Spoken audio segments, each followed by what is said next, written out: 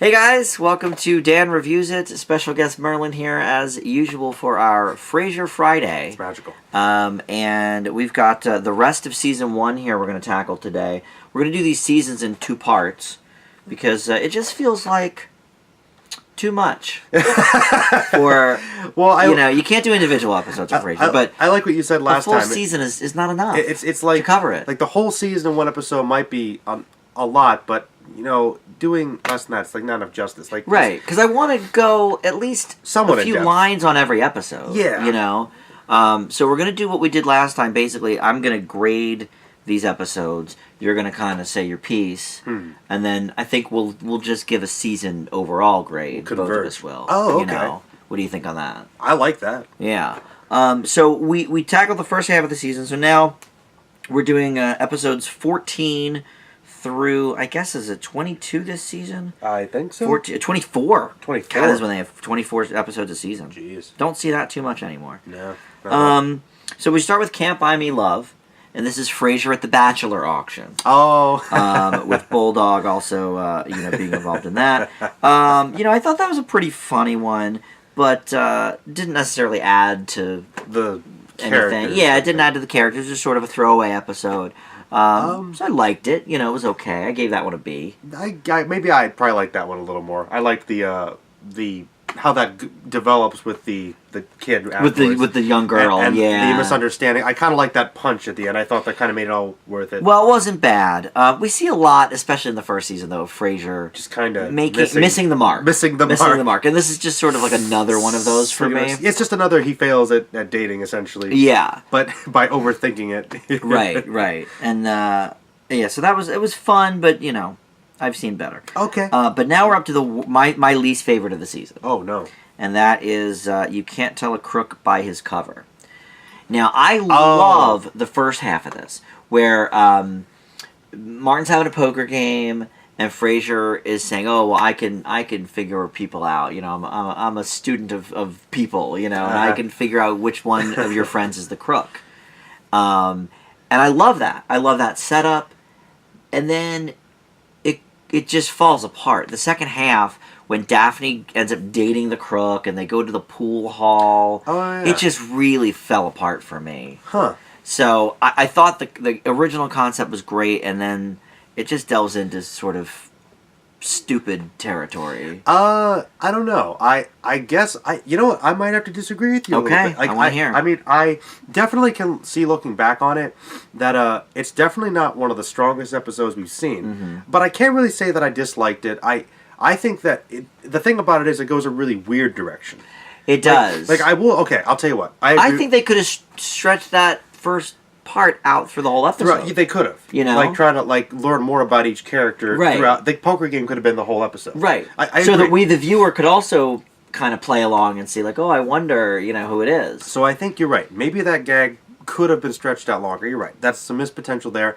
I think that Daphne dating the criminal is weird. Mm-hmm. It is kind of uncomfortable. Maybe not the best decision, but I actually do like when they try to go rescue her, and she kind of rescues them. That whole parody of the Thriller around the cue wall thing. That was pretty great. It reminded me of some later season Seinfeld where they started getting weird, and I still liked it. So I was all right. I was that was okay. And the ending, which I won't spoil, but basically how she rescues them, but not really. I thought that was funny. So I don't think it had a little bit of a punch at the end, but I did not like the second act at all. Okay, well, as they said, I guess I liked how it ended. Basically, so I give this one a B-. Still not bad, but for me, it's the worst of the season. See, the thing is, I'd probably give it the same grade, but I guess I feel not as strongly about the hate as you. I guess not. Okay. Well, I don't know. I mean, when I say worst of the season, I'm not. It's not still a bad. Frasier. It's still a good Frasier. season. It's a great season. It's good so far. Yeah. So all right. So up next, after that, we have the show where Lilith comes back. That is a great one. This is the first of any of the Cheers stars returning, and here we have a letter that Frasier had written shortly after they got divorced, wanting her back, and she found it recently, but he doesn't feel the same way, and all of this. I liked the episode. There's a great Pearl Jam reference at the beginning. There is. She says she was tuning in to hear Pearl Jam's latest hit. I knew you'd like that. I was tuning in to listen to Pearl Jam's latest hit. So I liked that a lot. Yeah, I give it an A-. I've always enjoyed Frasier and Lilith. Yeah. That was good. Yeah, and I think it didn't seem stunty. Yeah, it didn't seem forced. Yeah. You know, like certain other ones we might get into in later seasons. Okay. From the Cheers gang. Midwinter's Night's Dream is next. That's when the power goes out at Niles's, and Daphne comes over to kind of help him out, and they have a little moment and all of this, and then Frasier and Martin end up showing up at the end of the rainstorm. Hilarity certainly ensues in that one. I want to pick your brain when we sort of do the season wrap up here later in the show about the Niles Daphne thing. I was just about to ask you a question, but I guess I'll hold it there because I think it comes up again in one of these other episodes. So it comes up more than that, I'm sure. Yeah. So I gave that one a B+. I thought that I had some laughs. We'll get to it later. Okay. Yeah. Okay. So up next is And the Whimper Is. And this is one of my favorite recurring bits on the show is the Seabees. Not quite every season, but almost every season there's an episode about the Seabees because, of course, it's an annual award show that they get, Seattle Broadcasting Award or whatever. So it's called the Seabees. And I really liked the tone of this episode. I liked the themes of it with Martin sort of, admonishing them for trying to, gild the lily, so to speak, with the judges. Bribery, yeah. And, maybe that's not the way to go, but of course they do anyway because this Frasier, he's an egomaniac, and, then Roz really wants to win. Yep. So I liked that one. And that was good. Good Trek moment for you with Noel. Yes. Where he greets Frasier with "Live long and prosper." Yes, always good. Always good. I always got to point out all the Trek references. Because there's so many. I'm glad you're keeping track of them. Yeah. Keeping track of them.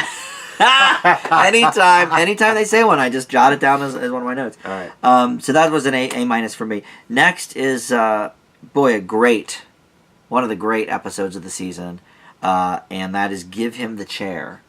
Oh, this is when Frasier decides to upgrade Martin's chair, and we talked last episode about the chair being such a fixture, and so I love that they did a whole episode around upgrading the chair, him hating it, and then it gets lost in the somebody takes it out of the storage unit, and I like that character, the kid that works for the complex, he's the grunge great. kid. He is funny. Yeah. I think we see him maybe a few other times. I don't remember him popping up again, does he? I thought so, but maybe he just made such an impression in this one episode. I hope so. But yeah, he is funny, and I just love that Frasier goes to the drama school to try and get the chair back, and then of course she's like, "Oh, you were in this play back in high school. If you want your chair, you'll do it again." And of course, that damn ham Frasier Crane can't miss an opportunity. Has to do it. So that one I gave an A to. I really enjoyed that. That's one. a really good one. Yeah. Yep. Next after that is 40-something, and that is when Frasier is dating the clothing store clerk. Oh, the young who's girl. about half his age. Yeah. Yeah. And certainly he's getting a little long in the tooth here, and finally realizing hey, I'm now divorced. I need to start looking at my life. It was an okay one. I gave that a B. Yeah, I think that sounds about right. It was decent. Yeah, it was decent, but not great. Next is Travels with Martin. This is the first, really, of the road trips. We've seen a few coming up in the subsequent seasons with road trips in an RV. Winnebago. Usually it's that Winnebago. But this is the first of them, and Daphne's along for the ride. Niles comes along for the ride because Daphne comes along for the ride. Sign me up. We see her great American accent when they get stopped at customs. Yes. I thought this was a very funny one. Okay, here's a question for you then, because I remember this back from our Sopranos reviews. Okay. You told me that you hate it in shows when they take the characters out of their environment. Like Infamous, your least favorite episode of Sopranos was going to Italy. Okay. And so I'm wondering, why does that not factor in here? You know what? That's a great question, actually, because you're not wrong. Like, Everybody Loves Raymond, the 3-parter when they go to Italy. One of my least favorite episodes. Okay. Family Ties, they go to London. Hate it.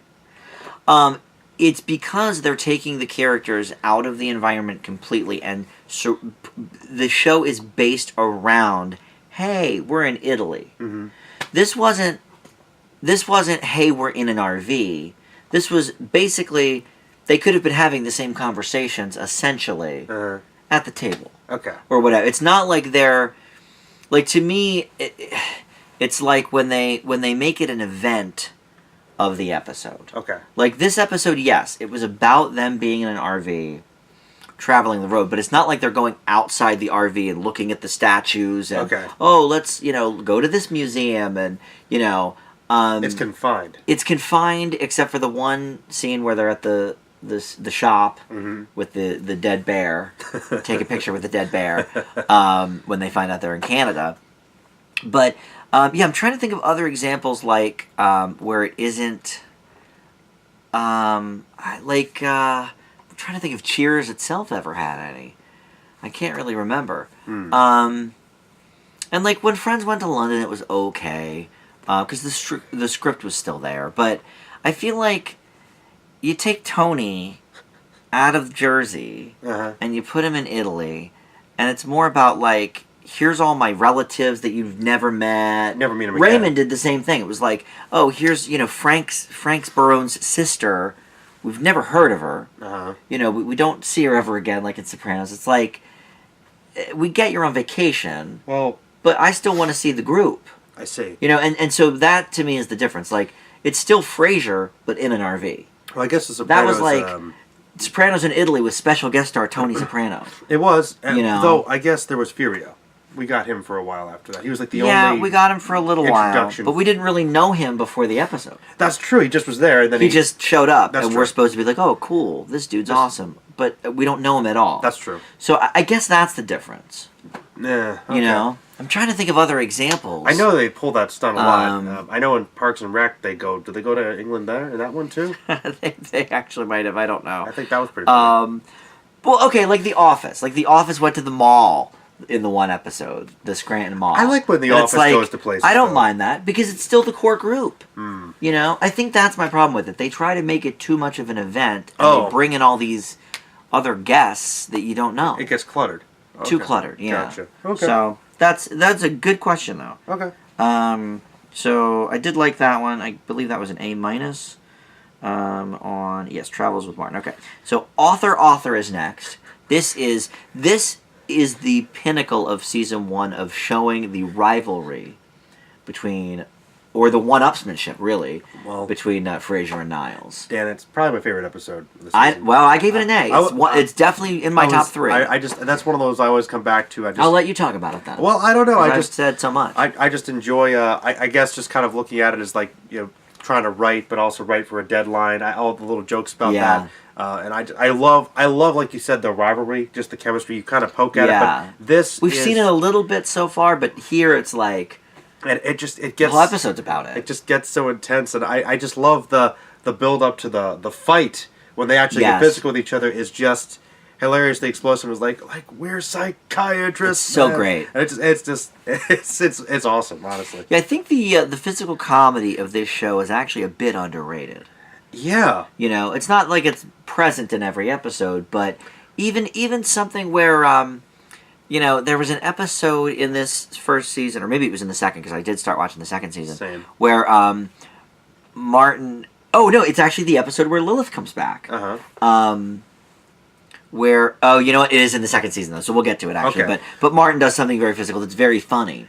Even though he's, confined to his cane and everything. Well, I think that might be speaking to why it is maybe a little understated, because you don't expect a lot of physical comedy from these generally refined characters in high society. Except for Roz. But there is a lot of subtle movements, in addition to the little jabs here and there, like the dry wit, that I think say a lot. Even just stuff at the station, where it's like between... trying to figure out how to take the phone call, and then like just sort of more, like you said, more subtle movements just with your hands and stuff. Yeah. So I think they're very adept at that. But yes, I give this one an A, another great one. Also, the second one in a row to have a balding Frasier joke. Oh. And those are always funny. Dan, what season does Frasier cut his hair? Because I remember when I was growing up, I think I came into the later seasons, and I always remember that cut that was closer to the skull. I'm going to let you sit there a second. I'm going to go over to the archives here. Because I have the whole collection. He's going to the archives. And each season has a picture of that season on here. Well, so let's take a look. I guess we're going to get the answer. This is why we do the show down here. All right. All right. So actually, in the third season, it looks pretty cut. That's when he gets the cut? I think season 3 is it. Wow. So it is pretty early on. Daphne's hair looks nice there, too. Yeah. Yeah, so he loses that... Well, because he had that mullet for a lot of Cheers the last few years at least. Well, not to get into, just little specificities, but did you like the mullet thing? I mean, look, at the time, I certainly had one. In the late 80s, early 90s, I had one. I'm not against it, but I guess because he's balding and just because he's got that impressive cranium, I don't know. I think it worked for him. Yeah. I think it worked for him. The longer hair does work for him, but I didn't even think that's technically a mullet. I guess so. Well, I mean, I guess when you're balding, maybe it isn't. It's hard to, I'm like... Because it's supposed to be business in the front, party in the back. If you've got nothing in the front, maybe I guess it's not a mullet. But, yeah, that's true. That's true, I guess. But yes, okay, yeah, the balding jokes. Do they become more prevalent as the show goes on? It's like a cheap shot. I don't think so. But they did two, in almost. I think it was 2 episodes apart, and this was one of them because of the rivalry and everything. I know that with Homer, it was funny. That comes up recurring a lot. Well, yes, that's true. One of his trademarks really is the baldness. Yeah, indeed. Or the two strips of hair. Two or three? Yeah. I think it's 2. Or maybe it is 3. I remember there was an episode where he loses. He's right over there. No, it's only 2. Okay, and I think we saw a flashback where he lost one or something. Yes, right. I think he lost one with each kid or something like that. Anyway, so there's only 2 episodes left here to talk about, and they're both B pluses for me. They're both decent. Frasier Crane's Day Off. There's actually a Captain Kirk reference from Roz in this, but this is where he is in bed. And Niles does the... You know what? Actually, I'm going to raise this up to an A-. Now that I think about it... Where Niles takes over, and Frasier is fine with it at first, because he's like, Niles will sting on ice. Better than me. And then in the next scene, right, he's doing amazing, and then Frasier tries to go in, even though he's got the flu, and he's on all these medicines. Yeah. And Frasier being super sick is pretty great. And Daphne just slowly losing her patience. Well, and we see as the season progresses, and we see it much more in seasons 2 and 3, where Daphne is sort of put upon as not just the physical therapist, but she's basically like a maid. She is like and the she servant. gripes about it all the time. But she still does it though. Because she's family and she's nice, because she loves these guys. But she does everything. She does everything for them, absolutely.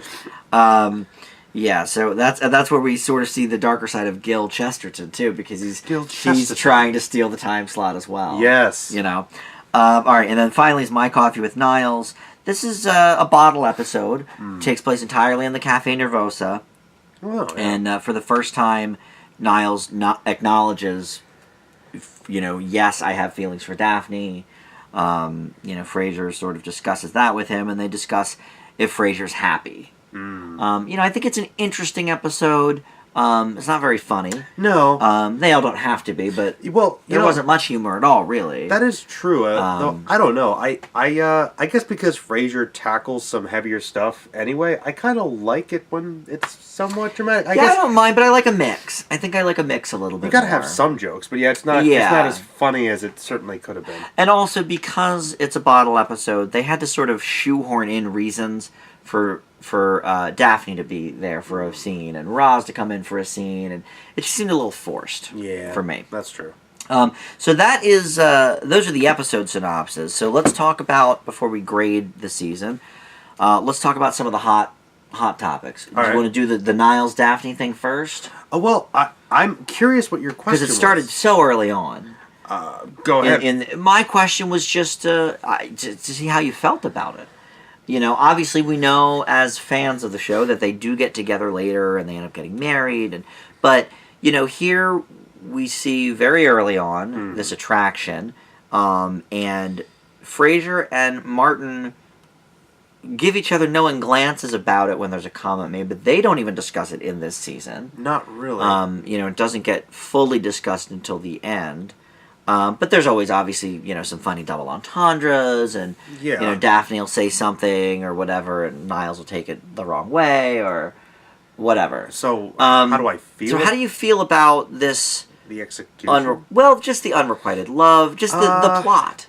How do you feel about it as a trope, as a plot device? I guess the thing about it that actually really impresses me now that I think about it is that it's kind of this recurring joke trope, but also this plot element and the classic, especially with sitcoms and really soap operas, a lot of TV. Sure. The will they, won't they tension, which even another one of my favorites, X-Files, is still kind of there. Yes. It comes up a lot. I guess romance is universal. Yeah. So I guess.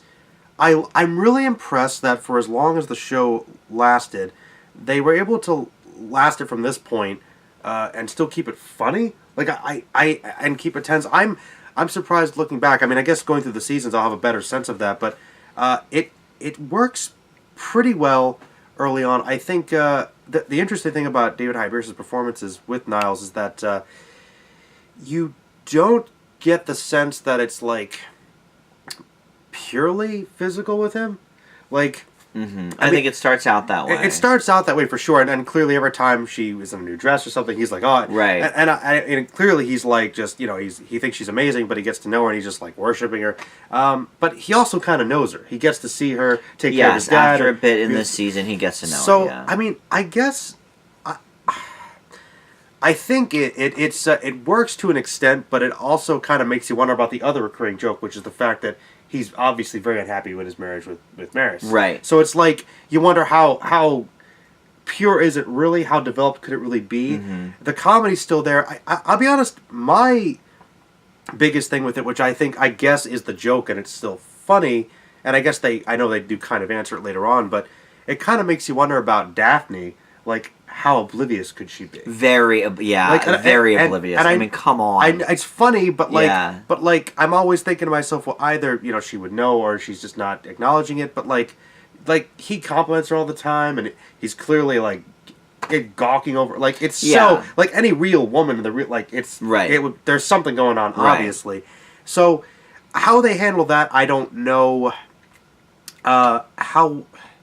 How that works. It's funny, but it's like you almost have to suspend your disbelief a little bit about her. Yeah, I think there's, especially with that episode with the rain in the house. Yes. Yeah, I mean, come on, how oblivious. Like, that's a little ridiculous. I'll be honest. It's funny, but I think it certainly adds something to the tired trope that he is married. Yes. Because you usually, the famous ones that you think of, your example with X-Files, or Sam and Diane from Cheers, or Tony and Angela and Who's the Boss. That's a classic one. But he's married. He's married. Yeah. And like you say, he is clearly unhappy, and Maris becomes the butt of many jokes. Many jokes throughout this season and the others. But I go back and forth actually on how I feel about it. Okay. Because I think it's a little bit of an easy punchline. Uh-huh. And I think the show is very sharply written, and I think that to go back to that well episode after episode after episode for years is a little bit weak. Yeah, a little bit weak, a little bit hacky. I agree that it's funny. It works. In parts, it's and pretty it does funny. work. And obviously, it's not like he's gonna be in love with her one episode and not the next. So you do have to keep the theme going. Do you think was a ratings thing? No, I don't necessarily think so. I mean, I don't know, because of course it did work for Sam and Diane for the first 3 years of Cheers. But no, I don't necessarily think that. I just think they were looking for a plot device to do with Daphne, maybe that was a little more than I'm psychic, and which that I really got tired of. I got tired of that pretty quick. So I'm glad they they ease off it in the first season, and then they mention it peppered in a little bit in subsequent years. But I was glad that they dialed that one back. So I get it. They're giving her something to do because she's obviously very funny. Yeah.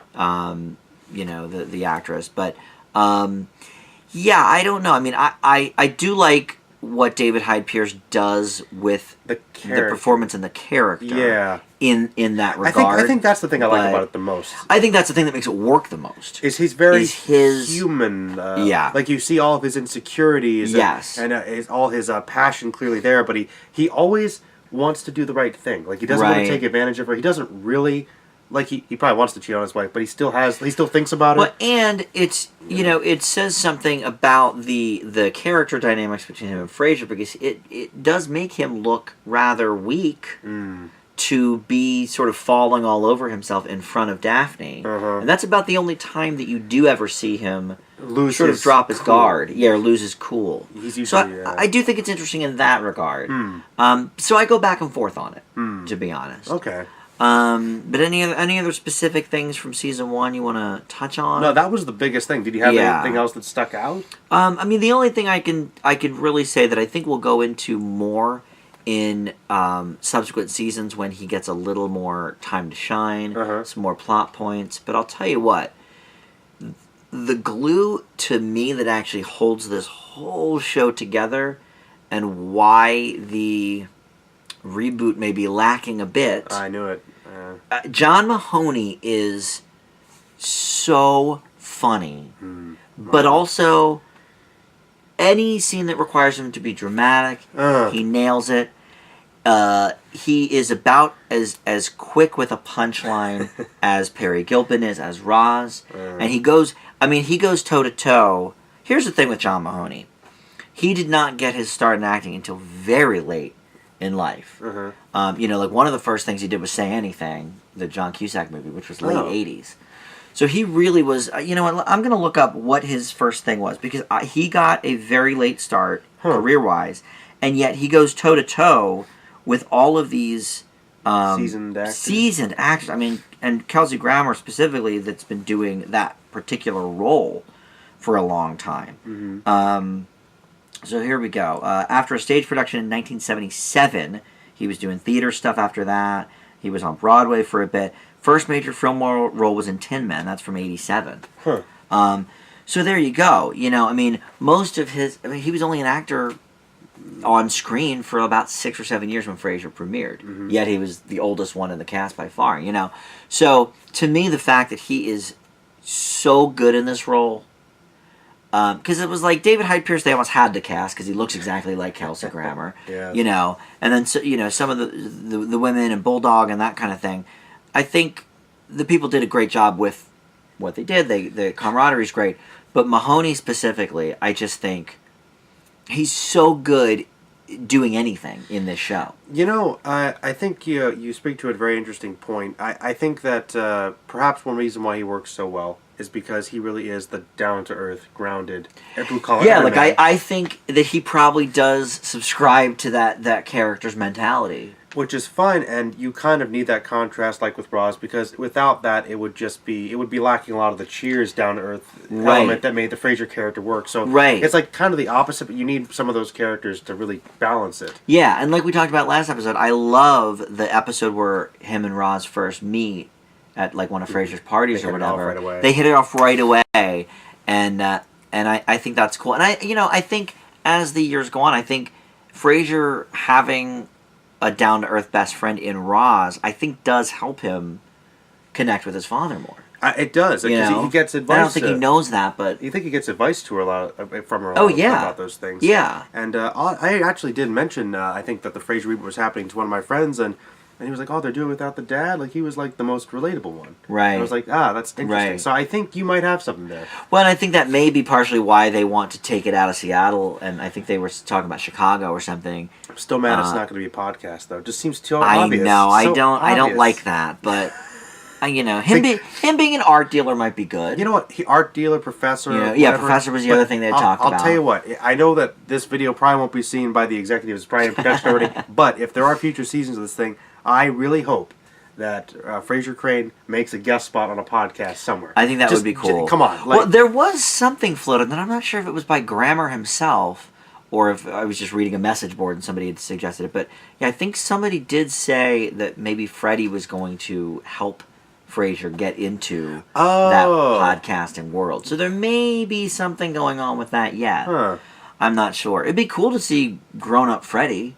Yeah. Instead of maybe the dad, we have then Frasier and his son. Well, that seems like a whole array of plot points definitely to explore there. Right. Yeah, that's a good idea. So that could happen too. Maybe he could partially replace Martin in some ways. Yeah. To fill that gap to some degree. Yeah, for sure. Because he's probably going to be, hopefully, a split between those two things. I mean, I guess his mother was Lilith, but... His mother was Lilith, that's true. But I never really got that he was an exact replica of her. Yeah, I don't think so. I think he was raised to be that, but also to be his own person. Which worked. You know, which yeah. Frasier understood, too. And right, it shows that right. Lilith has her good side, even though she is the Ice Queen. Correct. Which we saw in that episode. Yes, we did, which is a very funny episode. It was good. So, yeah, I guess that's all I really wanted to talk about. Mainly how great John Mahoney is and the dating, or the lusting, I should say, between Niles and Daphne. Yeah. So I think it's a great first season. I think fires on many cylinders. I think these characters, as we've said in previous videos, are basically who they are the entire run of the show. I mean, they don't really change very much. Mm-hmm. They grow as characters, but I mean... They are the same. In terms of their core, they don't really change too much about their nature. Their personalities. And so, and I like that. So I'm going to leave Frasier Season 1 with an A-. I think there were a couple of lesser than episodes. That's exactly what I was going to suggest. Yeah. I was like, because I really liked it a lot. I agree that they're still fleshing things out as you would in the first season, but like, I just, based upon my memory, I feel like there are other seasons and episodes that I loved more consistently. Yeah. Like I think it sticks pretty closely to the third or fourth season high that a lot of shows have. If I'm remembering right. Is the episode with Frasier when he tries to go to the speech, is that season 2 or 3? That's one of my favorites. Is that the one where he gets stuck? He can't get to the announcement of his award for winning something. I forget. Yes. How far along is that? It's not that far. That's a good question. Because I was like, season 2 has the one where he gives the speech and doesn't realize that the bishop is lost at sea, which is one of my favorite episodes. But that's not. Yeah, he's not receiving an award or anything for that. It's something about Seattle, and he's trying to get there, but he can't, and it's like all kinds of things happen to him trying to get there. You know what? Actually, I think that's a later episode. Frasier Crane Day. Is that, yeah? I think that's actually like a later episode. Okay, because that was like, I remember that one being one of my favorites. Well, it's a good farce, and they always... It's a good farce. I love a good farce, and the Cheers and Frasier writers are very good at it. All right, well, an A- then for the first season. We're going to be back for another Frasier Friday soon. Like I said, maybe not every Friday. It just depends on when you and I can get together, really. Yeah. But it's great to watch them, and we'll have a Season 2 Part 1 wrap-up on the next one. So thanks for watching, and we'll see you next time. Bye. Bye-bye.